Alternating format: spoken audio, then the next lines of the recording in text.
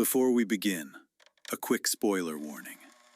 This video contains major spoilers for the Netflix film QALA. Today we're exploring the psychological story hidden beneath its music, haunting imagery, and quiet tragedy. Because beneath the elegance of this film lies something far darker. A daughter who spends her entire life trying to earn a love that was never freely given. Imagine being born, and the first emotion your mother feels is disappointment.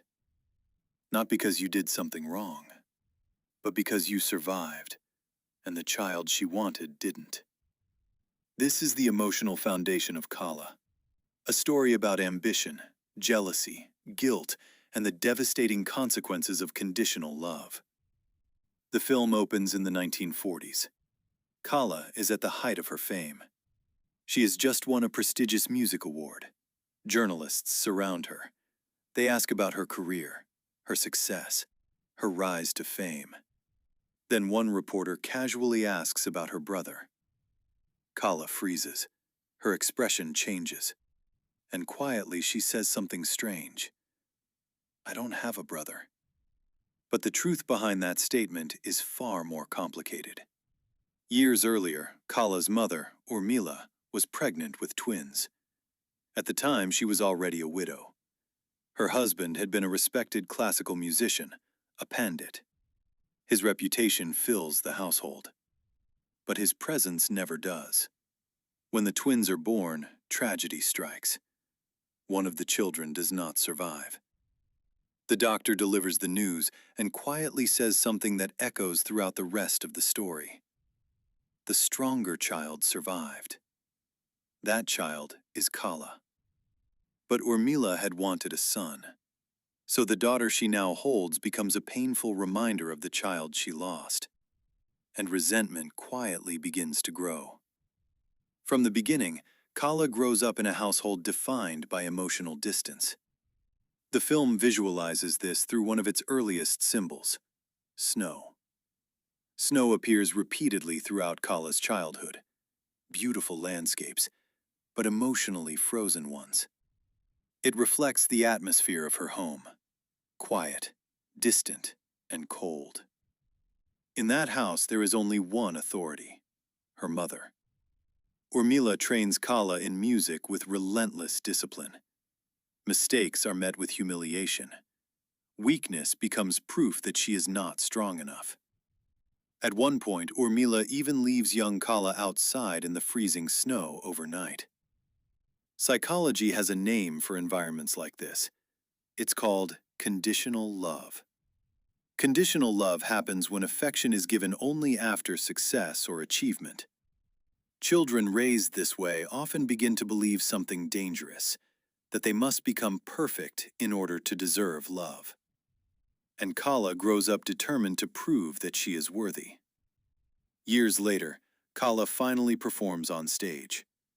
For the first time, she hopes this moment will finally make her mother proud.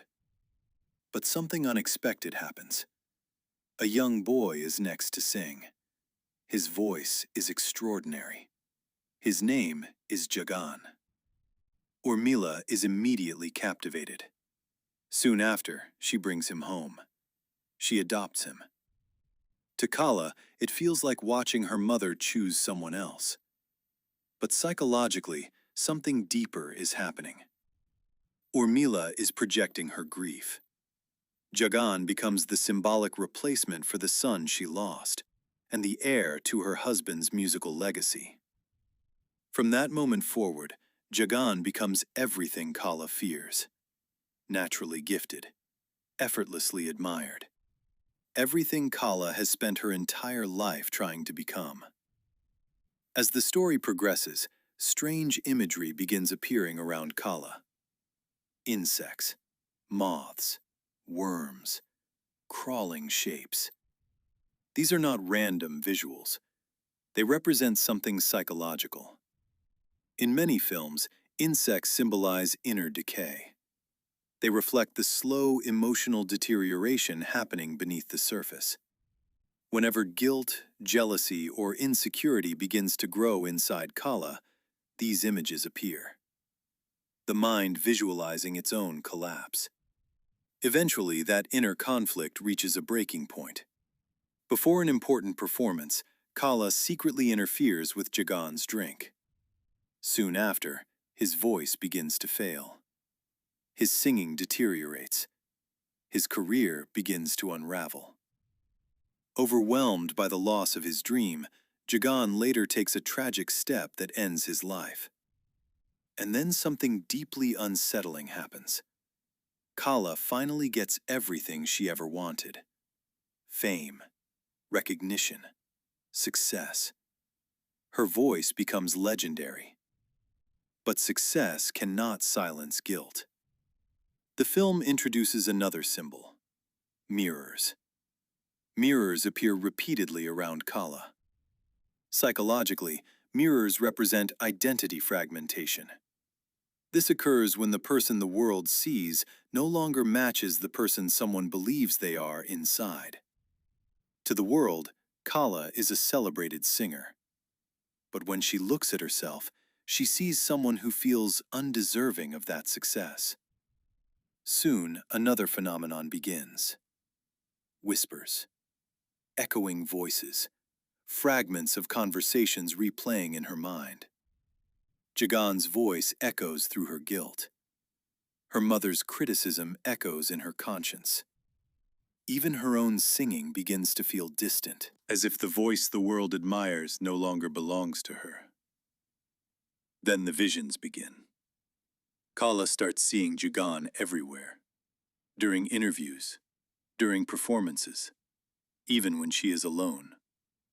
Psychology describes experiences like this as moral injury. Moral injury happens when someone commits an action that deeply violates their own sense of right and wrong. The mind struggles to reconcile what happened, and the memory returns again and again. Jagan becomes the physical manifestation of QALA's conscience, a reminder that her success came at a terrible cost. Eventually, the truth surfaces. Through a flashback, we finally see what happened. Jagan's illness was not accidental. QALA caused it. Once her mind fully confronts that reality, the emotional weight becomes overwhelming. Her mental state deteriorates rapidly. The people around her begin to worry about her condition. There are discussions about admitting her to a mental health facility so she can receive treatment. At that moment, Urmila finally arrives. For the first time in the entire story, the mother says she will take responsibility for her daughter. She tells them she will take QALA home and care for her herself. But when the door to QALA's room is opened, it is already too late. Overcome by years of pressure, guilt, and isolation, QALA is no more. Urmila arrives moments too late. Later, Urmila sits alone. She places QALA's vinyl record onto a player and listens.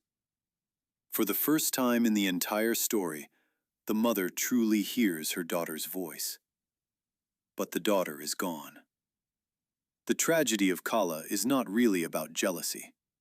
It is about what happens when a child grows up believing that love must be earned through perfection. Because children raised with conditional love often grow into adults who feel permanently inadequate. No success feels enough. No achievement feels secure. And sometimes, the pressure to prove one's worth becomes unbearable. Because the most dangerous thing a parent can give a child is love with conditions.